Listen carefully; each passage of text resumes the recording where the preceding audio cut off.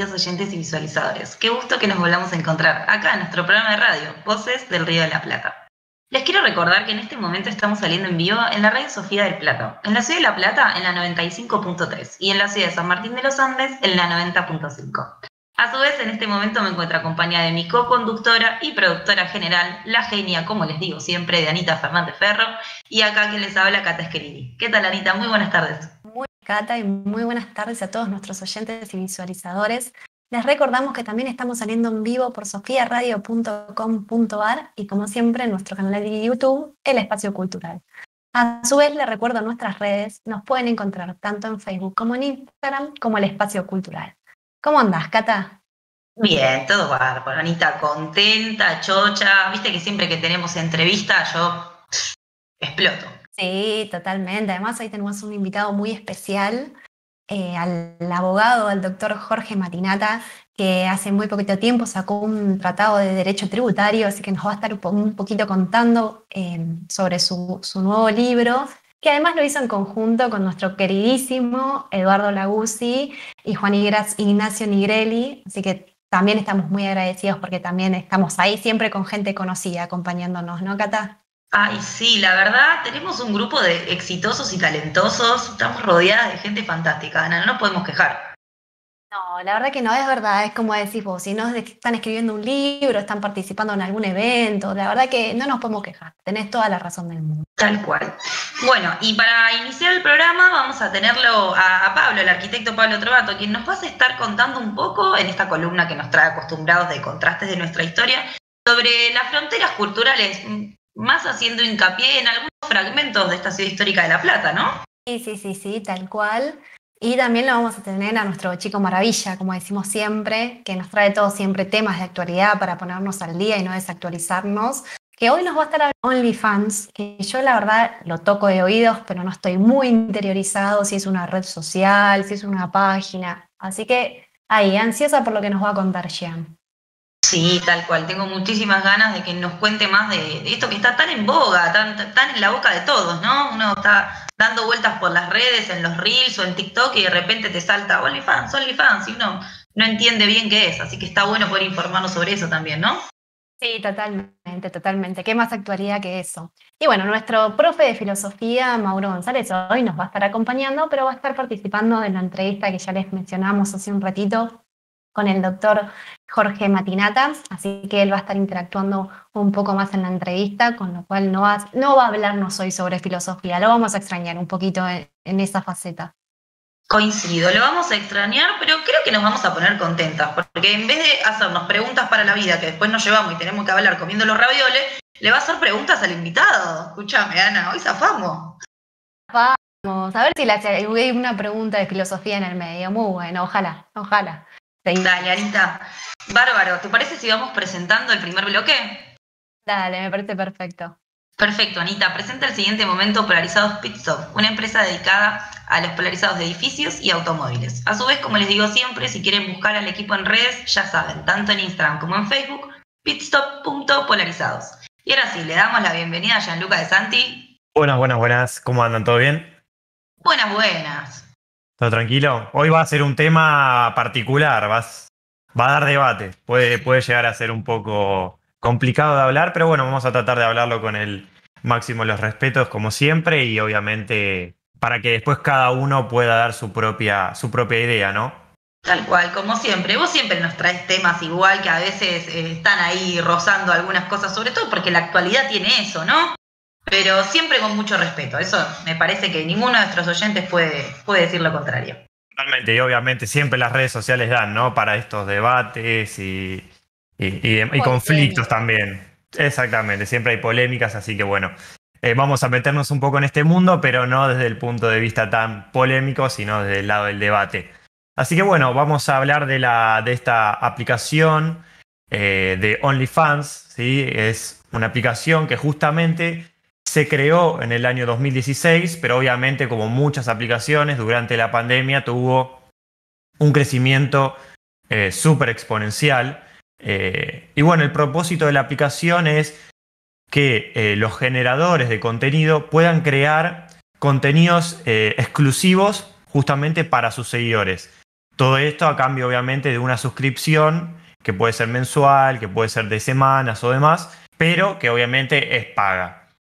Bueno, como decimos, ¿no? Obviamente el crecimiento que tuvo durante el año 2020, que fue el año de la pandemia, fue del 75% en proporción a lo que se venía, al crecimiento que se venía dando antes, ¿no? Entonces la pandemia obviamente le permitió dar un salto, la verdad que muy grande a la aplicación, donde justamente todos los famosos o mismo otros usuarios que tenían una cantidad importante de seguidores, le podían dar como un acercamiento extra a sus usuarios. Pero obviamente esta aplicación se lo llevó más a lo lado sexual.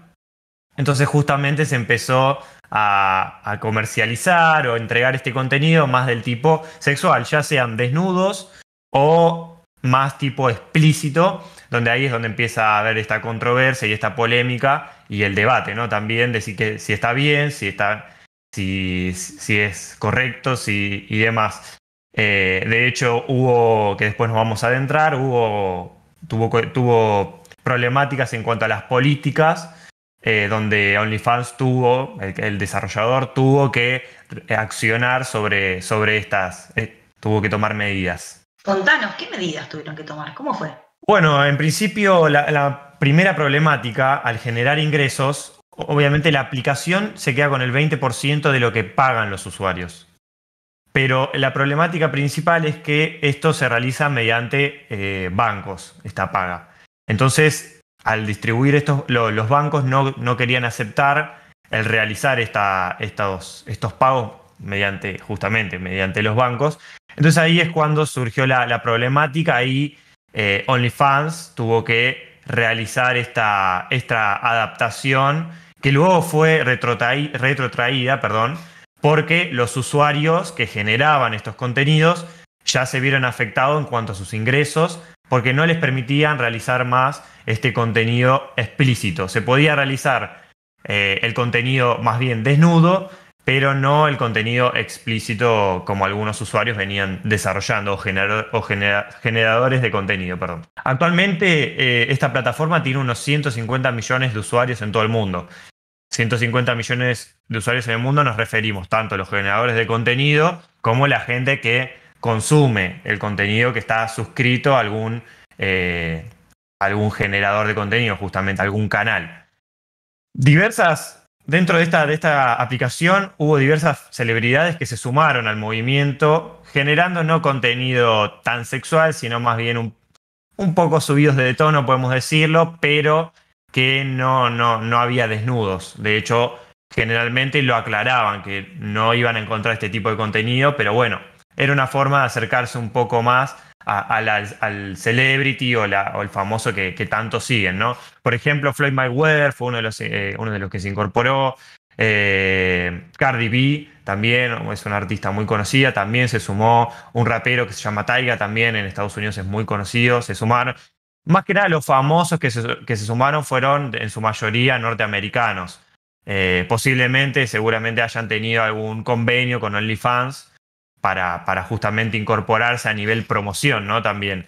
Pero bueno, eso ya está dentro de los negociados de OnlyFans, que no tenemos la información detallada, ¿no? Del arreglo que se habrá tenido o no.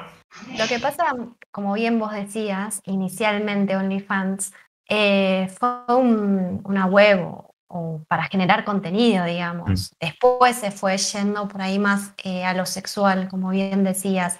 Pero inicialmente era para generar contenido exclusivo para todos aquellos que pagaban una suscripción. Después, bueno, por algún motivo se fue dirigiendo hacia ese lugar, ¿no? Totalmente, sí, esa es un poco la problemática. De hecho, la aplicación ahora está también paralelamente desarrollando una aplicación que tenga el mismo concepto, pero en realidad gratuito, o sea, ya cambia, es otra cosa, pero que puedan generar contenido que no esté relacionado ya a lo sexual, porque obviamente si uno ya el OnlyFans lo tiene súper relacionado a todo el contenido sexual, entonces sacar o transformar la imagen de eso puede resultar muy difícil para la marca, ¿no? Entonces, bueno, ahí es cuando surgió la idea de desarrollar otra aplicación paralela que pueda dar esta posibilidad. bueno, como estábamos hablando del tema de celebrities o famosos, después se incorporaron personas, como dije anteriormente, que no tenían la misma cantidad de alcance de seguidores, pero que sin embargo ofrecían a sus seguidores la posibilidad de contratar o de suscribirse a su canal, y mucha gente la verdad es que obtuvo muy buenos ingresos. De hecho, acá en Argentina se utiliza bastante, no tanto a nivel famoso quizás o celebrity, pero sí hay muchos usuarios que brindan la posibilidad a sus seguidores de suscribirse y obtener una paga por ofrecer este contenido. Como digo, desde todo el tipo, desde el tipo desnudos hasta contenido bien explícito. Entonces, todo ese tipo de contenido es lo que se puede encontrar y contratar. De hecho, Instagram también, porque mucha gente vinculó como medio de promoción su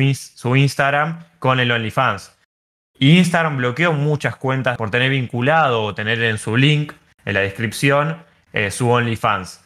Entonces ahí, al tener ese vínculo, se les realizó el bloqueo por justamente estar subiendo el contenido que para Instagram no está aceptado, ¿no? Estas políticas. Avanzando un poco más, como veníamos diciendo, el crecimiento fue tan grande que comenzó a traer también debates y repercusión sobre la utilización de la aplicación, donde acá ya podemos decir la gente que está a favor de que las personas puedan generar este contenido o que no esté permitido.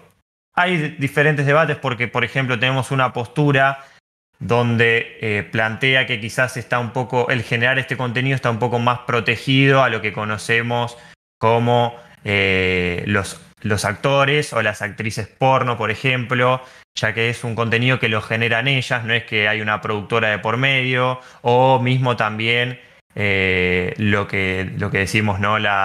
El servicio, ¿no? El servicio sexual, también la contratación, que quizás también lleva todo un tema de trata, puede haber muchos temas atrás de eso que obviamente no son para nada positivos, de hecho todo lo contrario. Entonces es como que desde esta aplicación podía ser un poco más protegida para el usuario. Obviamente más después... directo, digamos, claro. Exactamente, obviamente cada uno después tiene su opinión, si lo consume, si está bien, si uno se está haciendo como un producto porque está comercializando su cuerpo, su físico, pero bueno, después eso cada uno tendrá su propia opinión y ahí es donde lo dejamos al libre albedrío, ¿no? Que cada uno pueda opinar. Sí, coincido plenamente, G. La verdad que muy interesante como nos diste todo un panorama bastante grande sobre lo que es OnlyFans y lo que es el tipo de contenido que se visualiza en ese tipo de plataformas, cómo uno se suscribe a determinados canales. Por ahí es importante esto de que cada usuario tiene su canal en particular y tiene una mini descripción del tipo de contenido que va a subir, si va a subir videos, fotos, de qué tipo. A mí me pareciera que más allá de hacer un juicio de valor y pensar en bondad o maldad, a mí me gusta mucho esta premisa de que no todo es bueno o malo, que hay cosas que son y están. Y esto es una de las cosas que es y está. Digo, está inmersa en nuestra sociedad, es un tema que pasa y que no sé si merece que el que no la use o el que no esté en el ámbito genere un juicio de valor, sino más bien un entendimiento de que esto existe y acontece, digo, acá en la Argentina como en el resto de los países del mundo. Y ha tenido un crecimiento del 75% y por lo que leo, en lo que me pasaste un poquito, le está pagando a 1 millón de creadores 300.000 millones cada mes. Sí, es 300 millones cada vez, o sea, cada mes a través del sector. Por eso ahí también está la problemática, es tanto dinero que se mueve por el sector bancario que el banco no se quiere ver vinculado con este tipo de contenido porque afecta también a la imagen bancaria, ¿no? del propio banco. Entonces ahí es donde justamente el director y el fundador, se llama, lo tengo acá anotado, Tim Stokely, tuvo que realizar esta nueva política para que no se realice el contenido explícito. Era como medio un gris, o sea, no se puede hacer el contenido explícito, pero sí se aceptaban desnudos. Entonces esta política se iba justamente a aplicar desde el 1 de octubre y desde ahí, o sea, desde que se lanzó ese anuncio, todos los usuarios, todos los creadores de contenido obviamente se vieron afectados o tuvieron temor por sus ingresos que estaban generando por ese medio, que hay muchos que generan muchos ingresos por este medio. Entonces, sí que es una fuente de trabajo hoy para todas estas personas. Totalmente, exactamente. Entonces ahí es donde todos, obviamente, al verse afectados o sentir temor por el generar ingresos, hasta algunos abandonaron esta aplicación para optar por otra similar o buscando otras similares y bueno, obviamente para adaptarse y seguir manteniendo o la posibilidad de generar los ingresos a través de la venta de este tipo de contenidos, ¿no? De hecho, podemos decir que quedó como porque después, perdón, el director fue para atrás con esta medida y al final dijo, lo anunciaron mismo el OnlyFans por el Twitter oficial, que no se iba a realizar este cambio de políticas, que se iba a mantener por ahora todo igual. Pero obviamente lo hecho está. Y de hecho esta mancha en su marca, en la imagen, quedó y ahora todos los usuarios tienen como un cierto temor que en algún momento puede llegar a caerse y no obtener más los ingresos o por lo menos esa fuente, ¿no? Sí, tal cual. Además, es como decís vos, una vez que ya dan la información, uno se la queda y piensa que quizás es circunstancial esta situación de no aplicar estas medidas que estabas mencionando. Y es como decir, yo lo conocí en OnlyFans también en Instagram, que muchos linkeaban directamente con sus propias cuentas, se utilizó mucho con famosos. Uh-huh. Y bueno, me imagino también que este crecimiento exponencial que se pudo dar a través de la pandemia fue porque muchas personas también se quedaron sin trabajo, sin su fuente laboral, con lo cual empezaron a explotar otros medios. Bueno, es una plataforma que la verdad llega a muchos usuarios, eso también vale destacar, ¿no? La llegada que tiene. Sí, totalmente. Por eso lo que decimos, no te digo si tenés una cuenta muy chica que vos usás personal, obviamente uno generalmente no va a crear ese tipo de contenido, pero muchos influencers, donde las personas justamente lo siguen y tienen una influencia sobre la persona, les atraía mucho, ¿no?, la posibilidad de acceder a este tipo de contenido. Entonces ahí es donde muchos accedían y pagaban por el servicio. De hecho, por ejemplo, acá en Argentina la paga es en dólares, entonces a muchos les resulta una diferencia muy grande. Ya el hecho de cobrar en dólares es una diferencia extraordinaria. Así que, nada, eso es. Pero bueno, también es un riesgo o una imagen que uno puede llegar a estar dando, ¿no? El generar este tipo de contenido. Entonces tiene que ser el influencer también tiene que generar ese tipo de contenido. Sí, totalmente. Obviamente no es para cualquiera, pero me quedo con lo que decía Cata, ¿no? Por ahí no es tampoco para hacer un juicio de valor, me parece a mí desde ese lugar, coincido, ni bueno ni malo, es algo que le sirve a muchas personas y también por algo, insisto, tiene un crecimiento exponencial. Hay muchos consumidores también del producto. Bueno, Jean, te súper agradezco, como dijo Cata, la verdad, sobre todo claro, y fuimos a las cuestiones más técnicas de OnlyFans, que a mí la verdad me daba muchísima intriga. Sí, totalmente.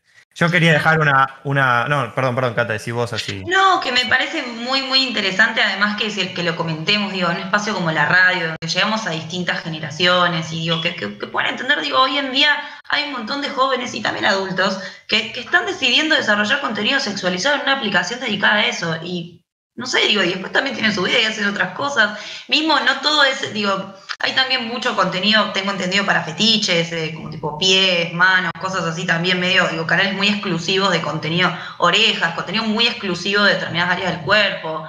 Es todo un mundo, realmente nosotros también hablamos acá un poco desde, obviamente Gian prepara la nota a pleno, nosotras un poco desde el desconocimiento, pero con mucho respeto hacia estos nuevos sistemas y estas nuevas formas de vincularnos. Sí, totalmente. Obviamente el máximo respeto para la gente que genera este contenido, que genera como fuente de ingreso también esto y cada uno puede hacer lo que quiera con su físico mientras que no se vea afectado. Así que nada, me parece totalmente. Y si le resulta un entorno seguro, que es a donde vamos, donde quizás está el tema, si le resulta un entorno seguro para la persona, que lo pueda desarrollar tranquilamente, con la máxima libertad. Así que bueno, y ahí era donde justo quería dejar esa pregunta. ¿Es un entorno más seguro? Y dejarlo ahí. Después, si alguno lo quiere responder o debatir, lo puede realizar.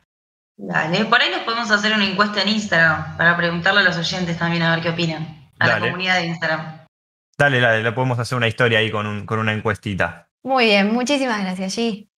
Dale, les mando un saludo. Bueno, me encantó, Ana. Teníamos miedo con el tema, decimos, este es un tema paradigmático, pero la verdad que salió bárbaro, me parece que estuvo re informativo, súper claro.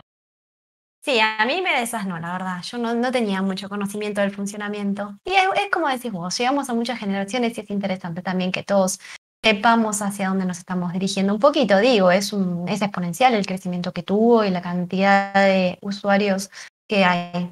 Pero bueno, Cata, ¿te parece si continuamos con el programa?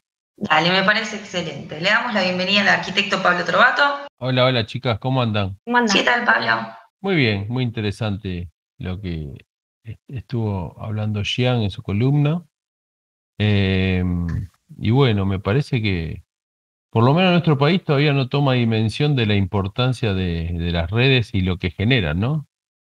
Ni hablar si comparamos que simplemente se gane $50 una persona por día a través de cualquier actividad en la red es muchísima plata.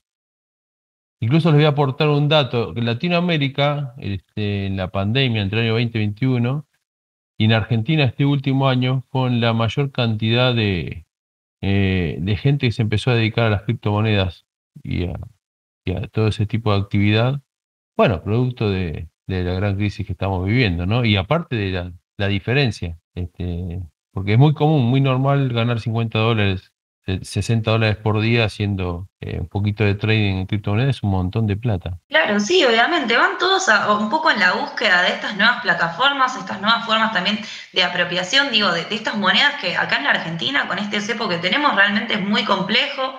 En esta búsqueda también de la generatriz de un ahorro, en una moneda que no se deprecie, es todo un tema realmente. Yo creo que un poco también nuestro sistema argentino nos empuja un poco hacia todos esos lugares. Claro, pero aparte el tema es que creo que los grandes desafíos de los países es estar a la vanguardia y en particular los países que más se ayornan de la forma o se incorporan más rápido son los que más beneficios le sacan. Y en este aspecto, más allá de que incluso yo me siento dentro de lo que voy a criticar, porque estoy un poco en contra de cierta digitalización, pero es como vos decís, está y no se puede hacer.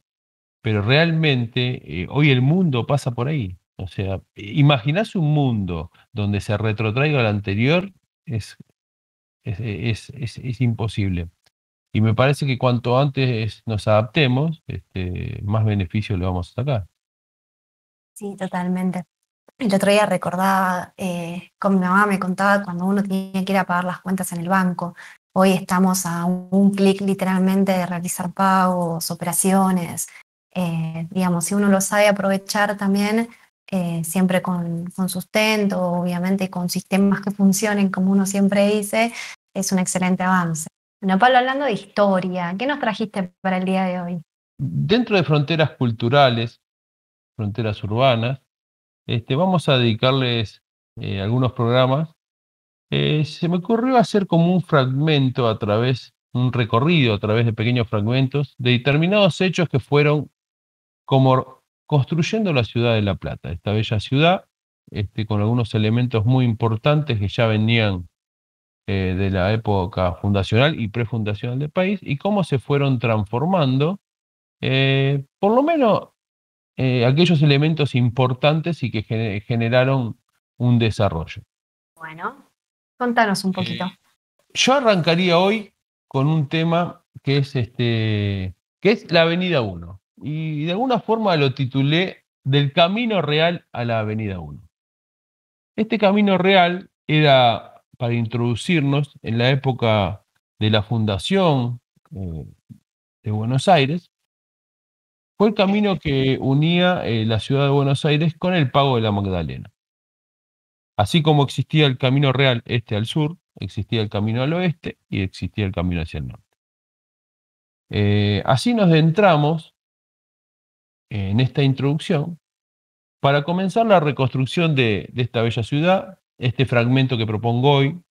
El trazado del Camino Real del Sur, que data del siglo XVII, el mismo se convirtió en un eje vial, en aquel momento de carreta, de traslado y comunicacional.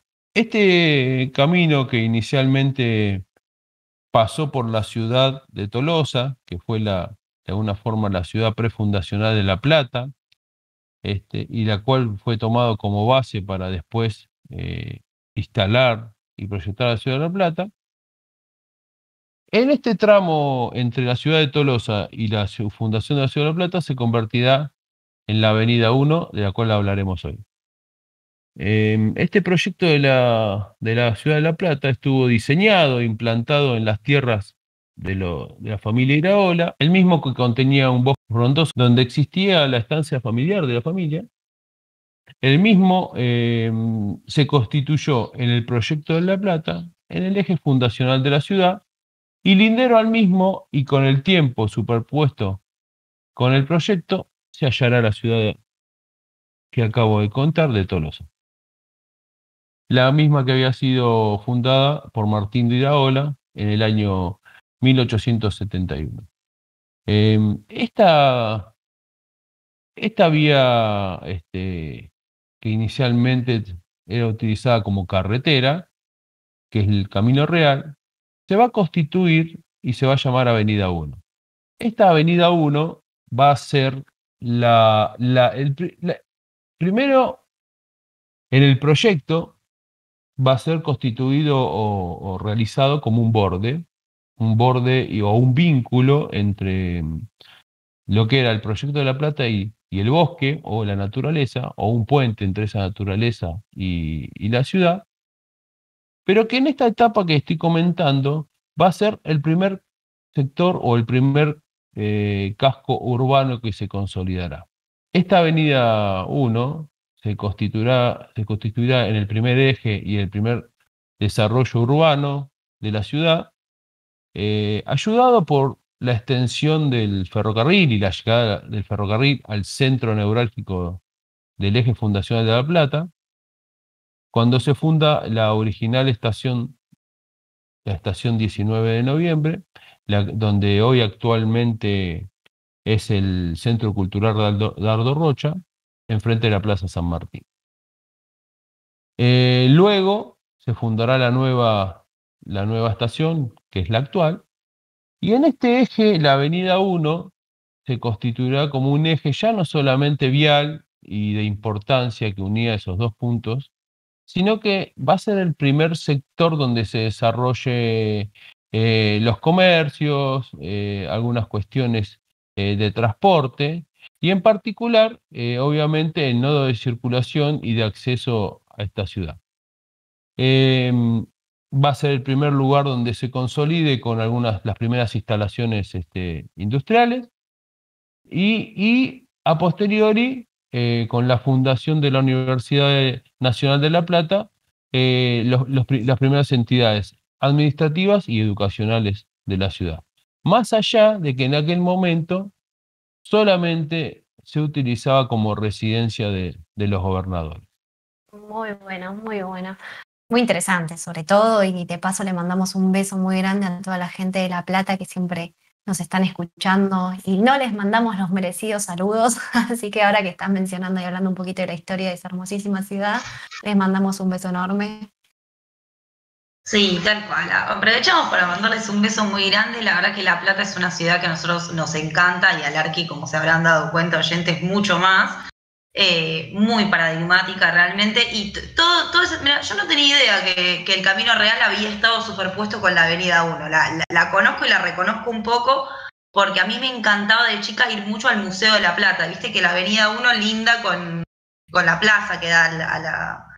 Perdón, yo no sé tan bien los lugares como para... No estás mal ubicada. Está ahí cerca, ¿no? Sí, me acuerdo. La Avenida 1 en realidad es la rectificación del Camino Real inicial, que ya había sido probado antes en la ciudad de Tolosa. La ciudad de Tolosa, cuando es fundada, el Camino Real cruzaba por el medio de la plaza, una plaza que estaba dividida en dos, y después es la misma avenida por la cual inicialmente se empieza a consolidar La Plata. Y obviamente que el boom de todo este desarrollo lo trae el ferrocarril. Cuando el ferrocarril llega, inicialmente llegaba hacia el centro de la ciudad, después lo corrieron como una forma de un ordenamiento, Y bueno, así como trajo su progreso, también trae lo que trae siempre en las tramas urbanas, lo que es el ferrocarril, o por lo menos el ferrocarril en Argentina, que generalmente al no socavarlo y ir por abajo cuando llega a las ciudades, genera un límite, genera nodos fríos y de alguna forma genera zonas que con el tiempo generan algunos vacíos y algunos sectores no muy agradables y terminan siendo generalmente distritos industriales, simplemente de alguna forma, por no intervenir ahí donde tiene que intervenir el Estado y hacer las obras de infraestructura que serían muy importantes, ¿no? Y coincido ampliamente que a veces uno cuando va viajando un poco a lo largo y a lo ancho de la Argentina, saliendo un poco de este centro en el que estamos hoy en día, empezás a ver en algunos lugares donde la vía empieza a ser una frontera o un límite pleno, que empieza a delimitar determinados espacios que pareciera que algunos son para la vida y útiles y otros deberíamos como sacarlos. Y no consideramos, nosotros somos arquitectos, no urbanistas, pero no consideramos que ningún sector debe ser desperdiciado, sino más bien al revés, aprovechado. Pero tenía ganas, Pablo, de hacer un mini comentario, porque qué interesante, ¿no? Esto, el camino real, digo, es esa vía de circulación que está en el inconsciente colectivo nuestro, cómo se terminó, digamos, convirtiendo en esta vía de circulación principal que consolidó La Plata. Luego, obviamente, digo, La Plata fue creciendo y teniendo un crecimiento exponencial, pero qué interesante cómo adoptar en ese lugar donde ya la circulación era algo en el inconsciente colectivo, volver a tomar esa decisión, este lugar es para lo mismo otra vez. Y aparte que en el contexto del momento que hoy estamos narrando, La ciudad de La Plata era la avenida 1, con la diagonal 80, que es donde, de alguna forma, por donde entraba el tren a la ciudad y terminaba en la Plaza San Martín, y esa parte, ese primer triángulo, que en el eje fundacional, la avenida 80 y la avenida 1, era digamos, el casco urbano que se estaba desarrollando. Sí hubo un conflicto, o de alguna forma inicialmente, cuando se retira la estación central que estaba en la Plaza San Martín. Sobre la avenida 80 había todo un desarrollo comercial muy importante, el cual inicialmente cayó, más allá que después con el tiempo se reconstruyó y obviamente cambió la zonificación y hoy hay zona mucho más alta de edificios y un montón de cuestiones. En aquel momento sufrió, ¿no?, el vacío que genera cualquier retiro de cualquier estación ferroviaria, por lo menos en nuestro país, ¿no? Sí, tal cual, tal cual. El otro día me hiciste acordar, fue el pasado 29 de agosto, aniversario del primer viaje en tren. Exactamente, y de Desde las primeras dos locomotoras, la argentina y la porteña. y la porteña, que fue de la estación del Parque, que es la Plaza Lavalle, allá en Talcahuano, hasta la estación Floresta. A mí de chiquitita, porque a nosotros de Floresta, viste, esas cosas uno te las enseñan de chiquitito. Hasta acá vino el primer tren. Sí, ya vamos a hablar de los trenes porque en algún momento vamos a dedicarle un ciclo de la importancia que tuvo el tren que sigue teniendo para nuestro país, más allá que lo tenemos abandonado hace casi un siglo, ¿no? Porque Sí, prácticamente, sí, 70 años donde realmente la cuestión del tren no es arreglarlo y que tenga vagones lindos, es que sea una infraestructura de desarrollo dentro de una matriz económica y dentro de, obviamente, la movilidad. Bueno, nos quedamos con esa gran frase. Pablo, te súper agradezco la columna del día de hoy. Y bueno, aguardo con ansias la del ferrocarril, que me la venís debiendo de hace Es poco. verdad. Nos estamos acercando, Anita, nos Nos estamos vamos acercando. acercando. Bueno, te mando un beso enorme. Gracias, un beso para ustedes. Excelente, muchas gracias. Estuvo buenísima la columna. Buenísima, qué programón, Cata. Como bien decís, no nos podemos quejar. Tal cual, no nos podemos quejar. Qué bien que estuvo nuestro arquitecto hablando ahí un poquito de la ciudad de La Plata. Y bueno, me parece que tendríamos que continuar ya, porque ahora se viene la entrevista que ya habíamos mencionado al principio del programa, deben estar todos ahí expectantes. Sí, los tenemos a nuestros oyentes expectantes, Anita, pero antes de que entre nuestro invitado, vamos a presentar a quienes nos bancan, ¿te parece? Sí. Bárbara, Anita, presenta el siguiente momento Let's and Lights More, una empresa dedicada a la tecnología LED y las energías renovables. Como ya saben, y les digo siempre, si quieren buscar al equipo, tanto en Instagram como en Facebook, @Let's and Lights More. Y ahora sí, le damos la bienvenida a nuestro invitado, Jorge Matinata, y a Mauro González, quien nos va a acompañar en esta entrevista. Hola. Muy Hola, buenas tardes, ¿cómo andan? ¿cómo están? Bueno, Jorge, encantadas de tenerte el día de hoy con nosotras, que nos estás acompañando, y bueno, a Mauro, por supuesto, que dijo, acá yo quiero estar. Totalmente, Muchísimas totalmente. Estábamos hablando con Jorge que, bueno, lo tuve como profesor casi todos los años, no, todos los años, inclusive hasta en el posgrado. Así que bueno, un gusto, un gustazo y sí, la verdad que sí, quería estar porque conozco su obra intelectual, no solamente esta última, sino los libros anteriores, que la verdad que me gustaría bucear y me gustaría que la gente lo conozca desde el ámbito que tiene de escritor, que ha escrito sobre la deuda externa. Tengo ese libro firmado y bueno, después siguió el rumbo de escritor por un montón de temas más. Bueno, muchas gracias, Mauro, muchas gracias, chicas.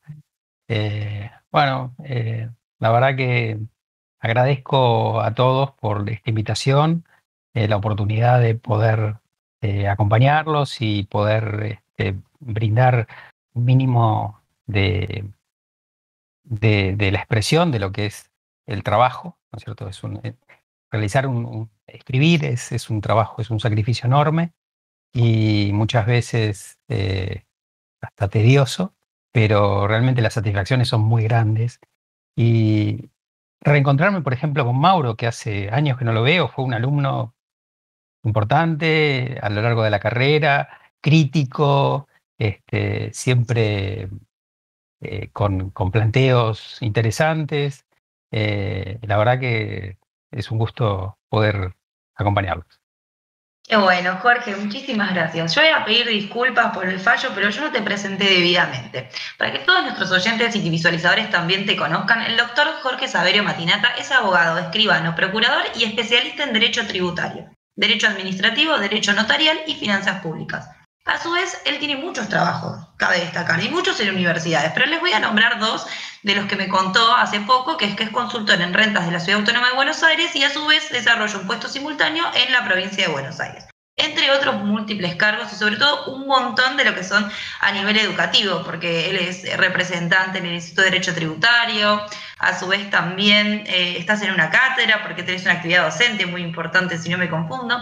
Y el hecho que nos trae un poco hoy aquí es el libro que hace poquito sacaron con otro grupo de compañeros, y en este caso dos coordinadores a quienes también vamos a nombrar, a Juan Ignacio Nigarelli y a Eduardo Laguzzi, quienes hicieron este tratado de derecho tributario, procedimientos y administración tributaria, que tengo entendido que es un material muy completo, ¿no, Jorge? Sí, la verdad que es una obra profunda desde lo que es la actualización académica. Y el objetivo fue un poco incorporar lo que es la jurisprudencia y hacer el tratamiento del derecho financiero y tributario mucho más dinámico, más ágil, más asequible, generar que no fuese una materia y un tema ajeno a las circunstancias, porque más allá de su impronta académica, la realidad es que el derecho tributario nos atraviesa a todos. O sea, todos estamos... ¿Cuánto contribuimos a las arcas públicas por cada 100 pesos que estamos gastando? Eso es derecho tributario. Y en todo momento lo estamos haciendo. Pero es quizás el derecho más invisible que hay. Y bueno, en algún momento, en alguna tesis de posgrado, desarrollé precisamente las regresividades, la causa de las regresividades en las políticas tributarias, y muchas se vinculaban con la deuda externa, lo cual implica que desconozcamos básicamente el peso tributario que tenemos al momento de consumir. Y bueno, eso fue un poco el motor que impulsó el primer libro que mencionaba Mauro recién. Sin corregirte, te quiero decir que los coordinadores son Juan Ignacio Nigrelli y Eduardo Laguzzi. Estaba mal escrito el apellido de Juan. Es Juan Nigrelli. Mandamos un beso gigante a los dos. Nosotros ya estuvimos adelantando que Eduardo Lauzzi nos ha acompañado aquí en la radio en una oportunidad, en varias oportunidades, y próximamente también nos va a estar acompañando. En lo personal, Jorge, te quiero felicitar por este excelente trabajo que han hecho en conjunto. Como abogada tributarista, es muy difícil encontrar un compendio tan completo de todo este material, con lo cual muchas felicitaciones. Y si no me equivoco, son 3 tomos, ¿no? Los que han reunido, los que han escrito. Sí, la obra está metodológicamente distribuida en 3 tomos. Somos, en realidad, 73 autores, divididos en 62 capítulos y 3 tomos. El primer tomo, como para tener un inicio, parte de lo que es la evolución de las teorías financieras y su incidencia sobre las políticas tributarias. ¿Qué significa esto? Que nos remontamos hasta Grecia para ver el hilo conductor del derecho, que pasa por el derecho privado, primero rama derecho civil, después el derecho comercial. Después, cuando comienza a separarse a la altura de, más o menos metodológicamente, por la Edad Media, que se separa el patrimonio del rey y nace el Estado como tal, como concepción jurídica, como concepto jurídico, ahí aparece el derecho público. O sea, el derecho público es una evolución del derecho privado. Incluso te voy a dar un detalle.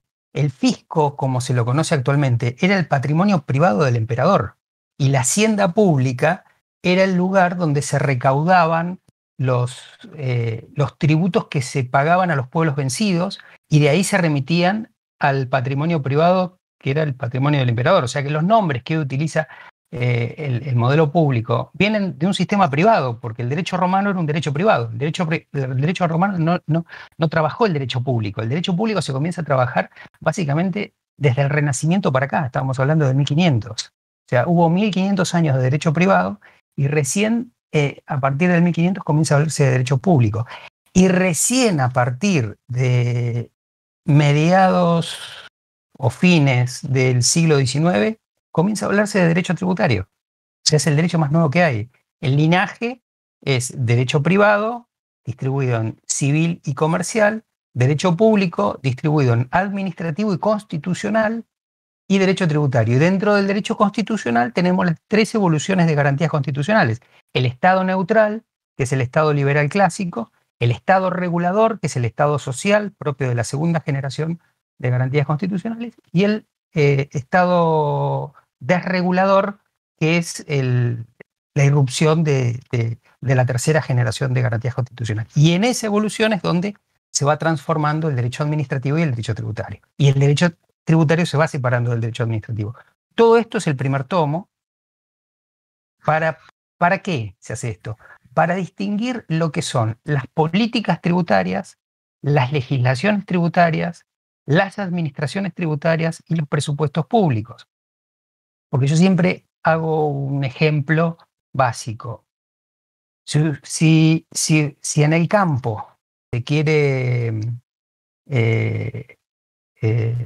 regar un sembradío, primero se tiene que buscar una buena napa de agua, después hacer el pozo, poner un buen molino extractor, un caño sólido hacia el estanque, y después del estanque que vaya el agua al regadío. Metafóricamente, la napa de agua sería la capacidad contributiva, el molino extractor serían las administraciones tributarias, el caño sería el traspaso desde las administraciones tributarias hasta el presupuesto, el estanque es el presupuesto, y el regadío son las necesidades públicas presupuestarias.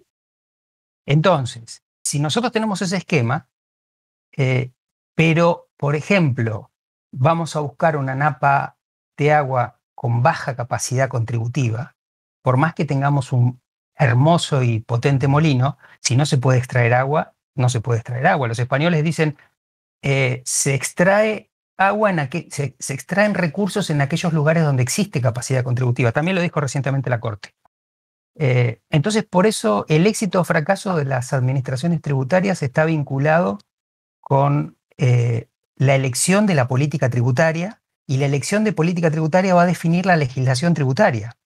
Por eso las administraciones tributarias van a ser eficientes o no según la política tributaria. Si van a recaudar a grandes contribuyentes, seguramente va a ser una administración tributaria sofisticada y va a tener un alto nivel recaudatorio. Pero si la política tributaria y la legislación tributaria es para recaudar de contribuyentes medianos a bajos, bueno, evidentemente la extracción de recursos será débil, el estanque no se llenará, y ahí es donde aparece que tenemos la posibilidad de ir a golpear la puerta del vecino del campo para pedirle agua para el molino, porque regar implica que son necesidades absolutas y de alguna forma las necesidades, el objetivo de la Constitución es precisamente cumplir con objetivos de bienestar general, de paz, y en esos objetivos es donde se estructuran los gastos presupuestarios. Y evidentemente, si no hay recursos para cubrir los gastos, tenemos que ir a buscar el presupuesto del vecino, y ahí es donde se articula toda la vinculación que existe entre las políticas tributarias, las administraciones tributarias, la legislación tributaria, el presupuesto y el endeudamiento público. Y esto un poco tiene que ver con un análisis evolutivo para saber cómo las teorías financieras inciden precisamente sobre las políticas tributarias, la legislación tributaria y las administraciones tributarias. Esto abre el primer tomo. Después, muy ejemplificador. Me dice, para todos nuestros oyentes les hago un comentario y visualizadores. Esto que usted estaba mencionando, que es muy reciente el derecho tributario, el plan de estudios de la Facultad de Derecho, de la carrera de abogacía, recién incorpora derecho tributario como materia obligatoria en el año 2008. Recién en el 2008 se incorpora como materia obligatoria. Perdón, Jorge, esto, porque vos me lo habías dicho antes, pero ahora me lo clarificaste más. Toda esta situación atraviesa y traspasa lo filosófico, lo social, lo económico, como vos me lo dijiste, porque no quiero que nos olvidemos de ese concepto, porque la verdad me lo dejaste picando. Y a tantas preguntas, ¿no? Te podría hacer o se me ocurrirían.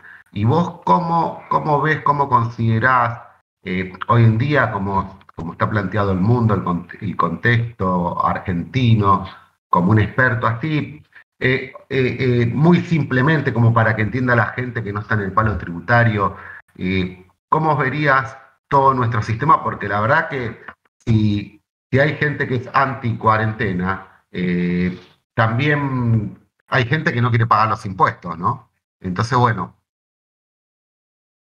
Mira, en el mundo hay dos grandes modelos. Un modelo administrativo y un modelo tributario. El modelo administrativo es el modelo clásico.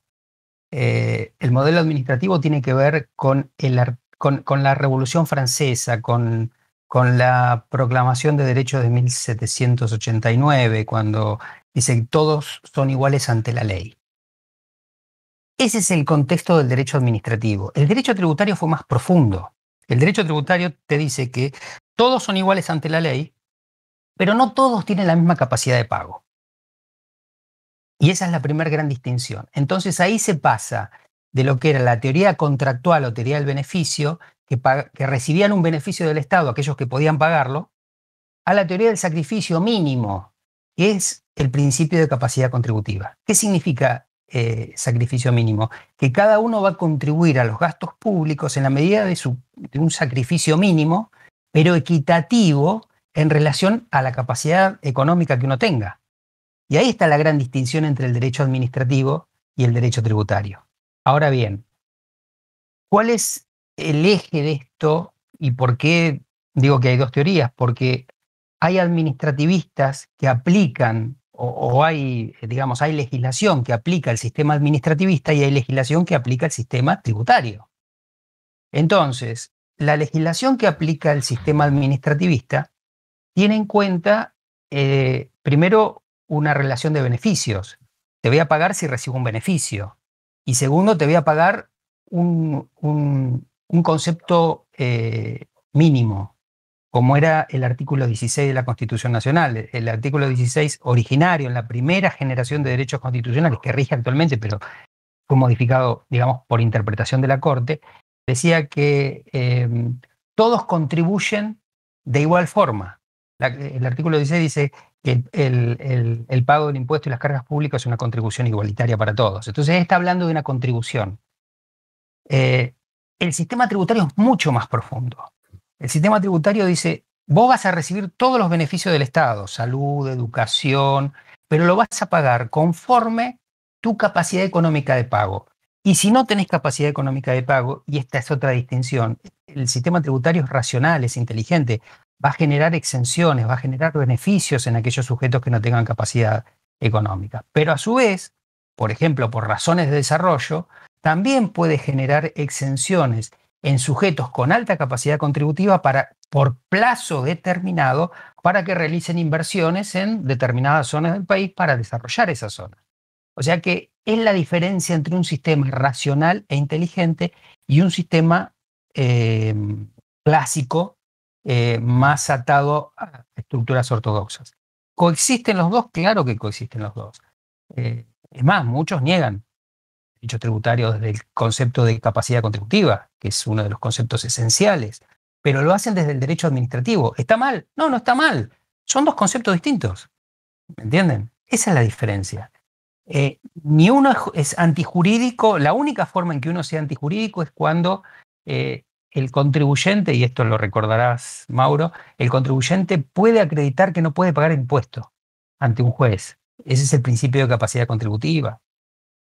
Pero fuera de esto son dos conceptos que van divorciados por distintos caminos y que, digamos, el sistema europeo es más proclive al sistema de capacidad contributiva y el sistema americano es más administrativista.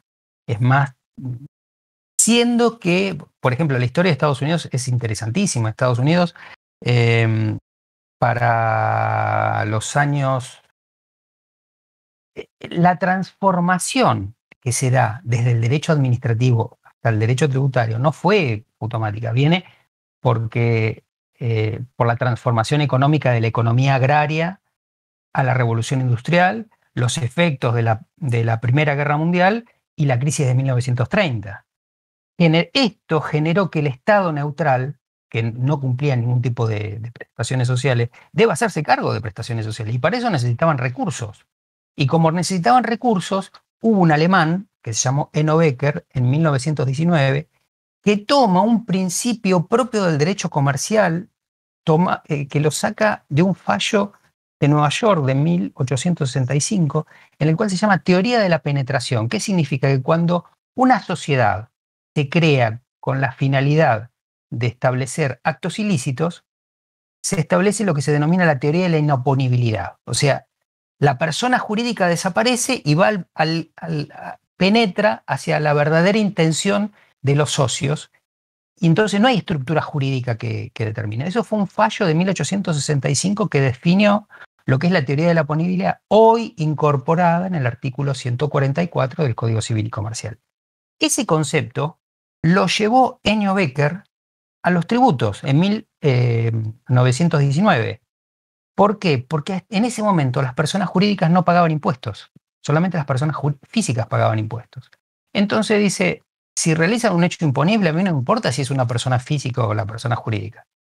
Entonces incorpora a la materia de los recursos públicos una cantidad de recursos inimaginables que permiten cumplir con las necesidades de un nuevo Estado. Ahí el Estado deja de ser un Estado neutral y comienza a ser un Estado regulador de la economía y comienza a cuidar necesidades esenciales, salud, educación, vivienda, pero precisamente porque el giro fue no en los gastos, sino en los recursos.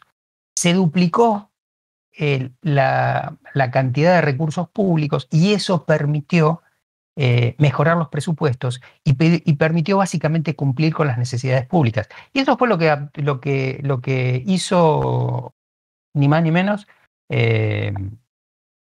Franklin Roosevelt en 1935 cuando incorpora el New Deal. Básicamente incorpora a las personas jurídicas como sujetos con capacidad contributiva para contribuir al presupuesto público.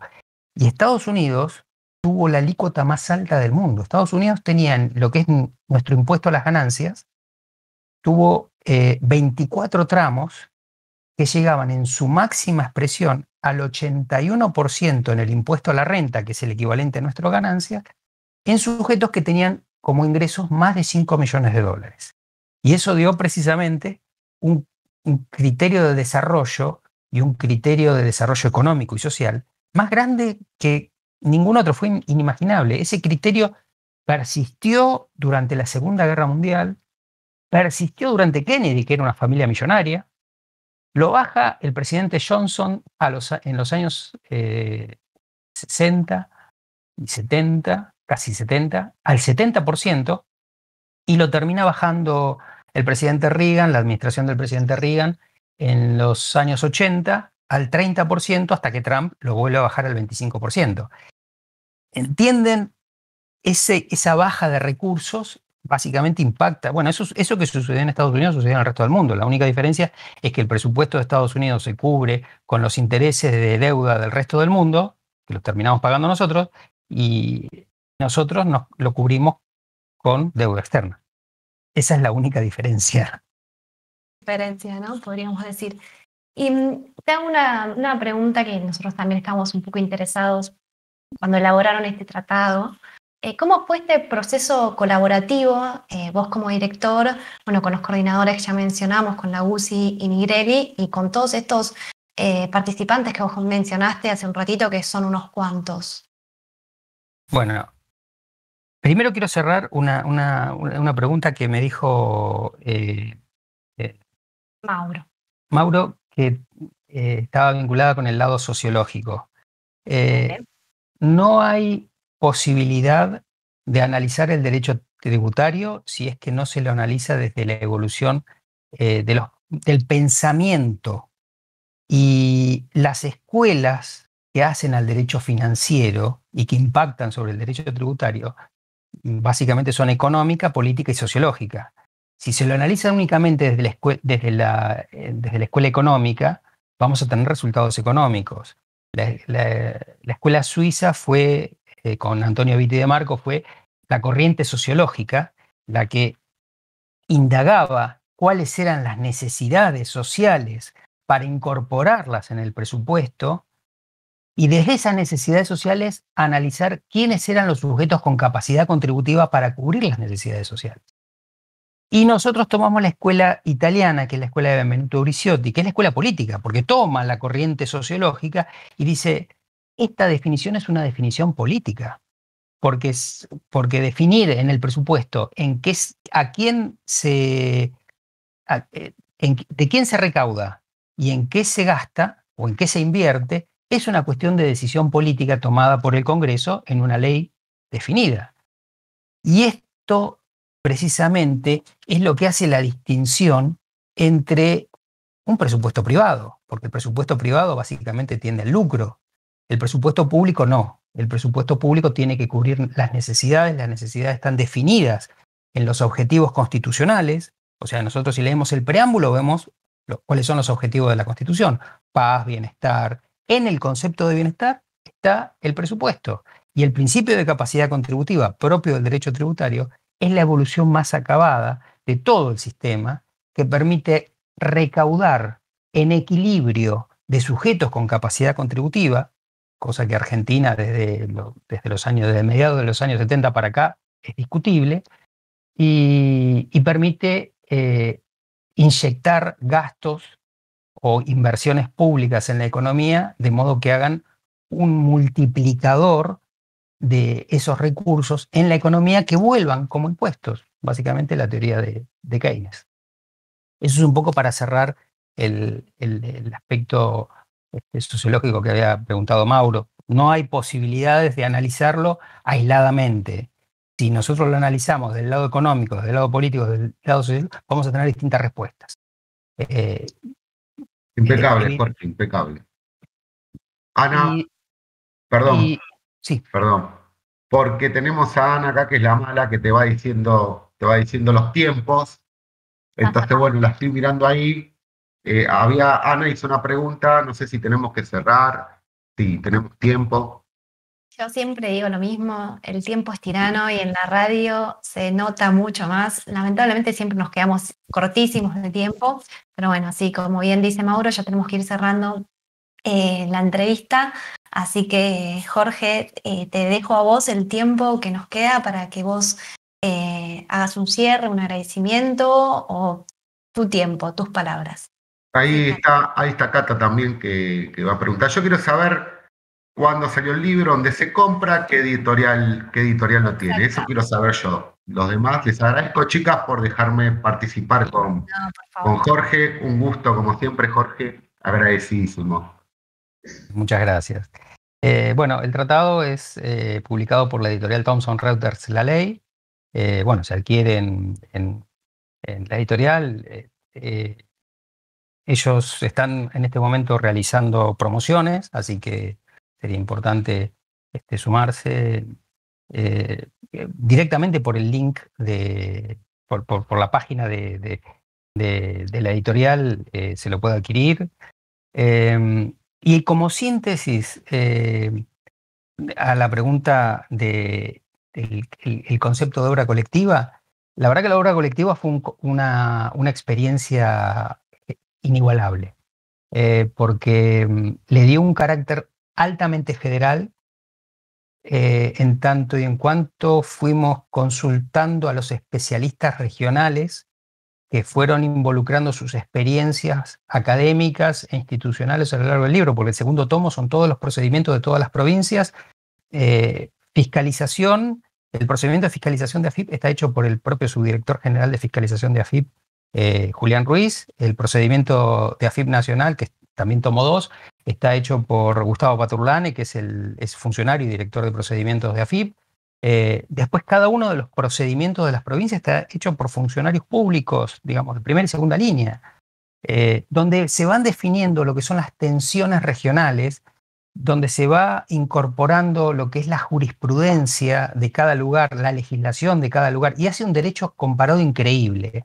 El tercer tomo aborda todos los impuestos nacionales, o sea, el régimen aduanero, que lo trata Eduardo Laguzzi, el régimen impositivo nacional, el régimen impositivo provincial, la distribución de convenio multilateral, el régimen tributario municipal, la responsabilidad de las administraciones tributarias por daños al contribuyente y todo el régimen penal tributario que lo hace Juan Ignacio Nigel. Y es una obra completa. Y el tomo 2 también tiene los procedimientos ante la comisión arbitral, los procedimientos municipales, los procedimientos... bueno, todos. Sí, es muy complejo encontrar obras relacionadas con el derecho tributario tan completas. Realmente te felicito a vos y los felicito a todos los que participaron en el tratado porque es impecable realmente y súper recomendable para todos aquellos interesados en el derecho tributario. Tal cual, Bueno. la verdad que estuvo excelente, Jorge, te quiero agradecer muchísimo por tu tiempo. Sos un gran orador, así a mí me llenaste de ganas de saber más de derecho tributario, que es algo de lo que desconozco plenamente, así que realmente felicitaciones. Bueno, excelente, Jorge. Nos quedamos sin tiempo, te súper agradezco tu participación el día de hoy, estuviste clarísimo, como dijo Cata, un gran orador y muchas felicitaciones y un beso grande para todo el equipo de trabajo. Muchas gracias a Chao, ustedes. Jorge. Chao, gracias. No, muchísimas Chao. gracias. Bueno, Cata, volando hoy, nos quedamos sin tiempo. Dale, perfecto. Vamos a recordar rápidamente a nuestros oyentes que en este momento estamos saliendo en vivo en la radio Sofía del Plata, en la ciudad de La Plata en la 95.3 y en la ciudad de San Martín de los Andes en la 90.5. ¿Y dónde más, Anita? A su vez estamos saliendo en vivo por sofiaradio.com.ar y nos pueden encontrar en TuneIn.